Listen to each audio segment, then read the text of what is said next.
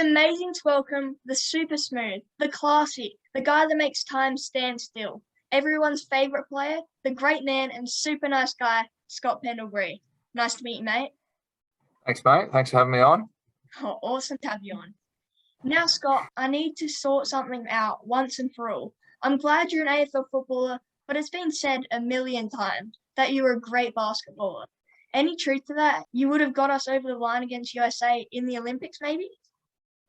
I think the football media just love a good story that is a little bit different. So, certainly the basketball gets brought up probably even more than I play football, to be honest, these days. But no, I don't think I could have helped that day. The boys were going pretty well until half time in that game. So, hopefully next Olympics, mate, we can get a gold. Maybe. Now, you were at the Institute of Sport for basketball and left after just 3 weeks. Were the rooms too small? Food not good enough? Seriously, what made a guy who had the basketball world at their feet give up and go to the game they barely played? I was at the top story of a 6-story building that I had to walk up every day. So that didn't help. But, come back and gave football a go. I'd never really played much before and just wanted to play a season with my mates and finish school. And then the plan was always to go back to Canberra and go back to the AIS and finish my scholarship. But, as things transpired, our team at Gippsland at the time was pretty good. We won the TST Cup Grand Final that year and, we had a pretty strong side. And then, before I knew it, I was drafted to Collingwood and never went back to Canberra, which some would say is pretty lucky. Yeah. Do you ever go out and shoot some hoops every now and then? I do. I still shoot. We've got a ring at the club as well. So there's a few guys here that are pretty keen basketballers. So we shoot around a bit and muck around, which is nice little outlet away from footy. That sounds so fun. Now, Paddy Mills took your spot. Has he credited you for his career? Don't worry, you wouldn't want $16 million a year anyway. No, I wouldn't. Thanks for reminding me that one. In 2005, you were drafted by the Pies at number 5. What a steal. Collingwood, massive win. How good was it being drafted by the Pies with other teammates? Did you worry that the pressure pick 5 would bring for a guy no one really knew much about would be too much? No, I was drafted pick 5, but a good mate of mine, Dale Thomas, was pick 2. So he come in here as pick 2, and he set the first year of his career was amazing. He played I think 19, 20 games, and his first year I think come runner up in the Rising Star or top 5 in the Rising Star. So all the attention went to Daisy, and the rest of us draftees could sort of just live a more sheltered life and just sort of get used to the system. So there was no pressure on me. Pick 5. I think our recruiting boss at the time, and still is our recruiting boss today, Derek Hine, copped a fair bit of flack for the pick at pick 5, taking a guy that no one knew about. But hopefully Decker's not too shattered with the choice now. Yeah, I reckon they did a pretty good job. Thank you. All good, mate. Now, in 2006, 2 years before I was born, sorry, Scott, about that, you joined a rare group of players who kicked their first goal with their first kick. Do you still remember the first game like it was yesterday? No, I don't remember the first game like it was yesterday, but I remember getting the first goal. It was funny. Tyken Lockyer took a mark on the wing and Bucks was running past, handballed it, and I remember being pretty open.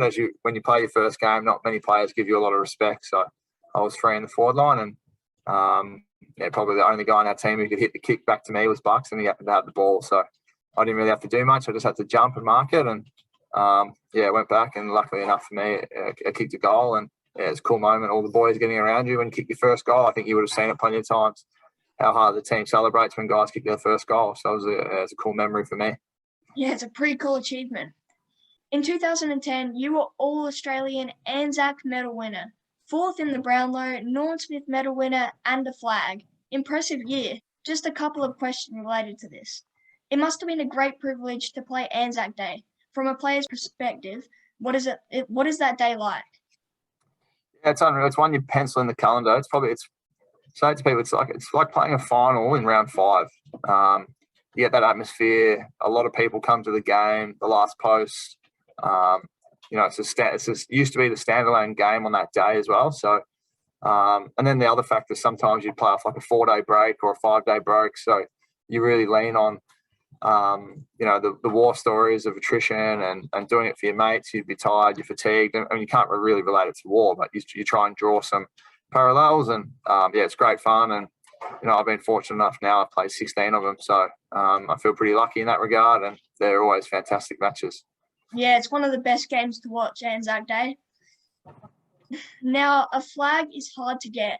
To be best on the ground, extra special. There have been many champions who have never won a flag. Do you still think about that day ever? How many times have you watched it? I've probably watched the game maybe, I don't know, 6 or 7 times.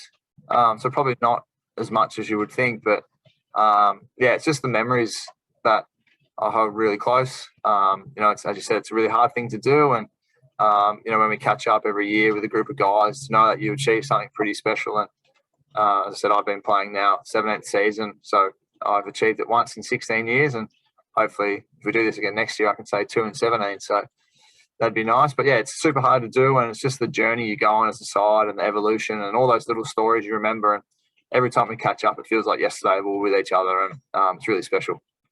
Yeah, I reckon you've got a good chance this year. Grand final, you reckon? Thank you, mate. I hope so. Now, in my humble opinion, you have one of the most promising young lists. I think you'll make finals this year, definitely. How excited are you by so many young, talented fellas running around? Yeah, it's a great point. I think we do have a lot of young guys on our list, but a lot of talent, and if harnessed the right way, young kids can do some pretty special things when confidence gets up and they believe in themselves. So we've had a really good preseason, really good summer. A lot of these young kids have really transformed their bodies and they look like men and they're starting to run and play like it. And, it's really exciting. So hopefully we can start the year well and, just keep improving every day and should leave us in a pretty good spot. Yeah, super exciting. Now, 334 games, 213 Brownlow votes, premiership player, 8 years captain, 6-time All-Australian, 3 ANZAC Day medals, Richardson medal, Norm Smith medal, Collingwood Games record holder, and as many Copeland trophies as Graham Kennedy won gold Logies, plus a list of other accolades. There is no question here, mate. Just, you're a superstar. Thank you for that. Very nice of you. All good, mate. Now, you've polled over 20 votes in the Brownlow on a few occasions, but never quite snagged it. I know you wouldn't care, but my dad says you're the unluckiest guy ever. He thinks you should have won one too. Were you ever a little disappointed on any of those years? Come on, don't be modest here, Scott.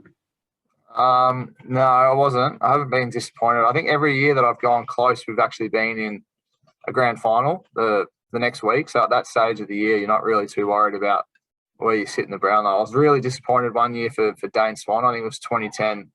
He should have won it in a cakewalk, and I think Chris Judd won it. I was disappointed that year, but we all know what happens the next week. So we won the grand final, and Swanee wouldn't have worried about it then. So it's a great award, one that I'm sure people that win it really appreciate it. It's held in high regard, but not something personally that I'm too worried that I haven't got. Yeah, you'd always take a grand final over a Brownlow, wouldn't you? Absolutely. Okay, a couple of quick questions not related to footy. What chores do you not do at home? Because rumour has it, maybe it's not really your thing.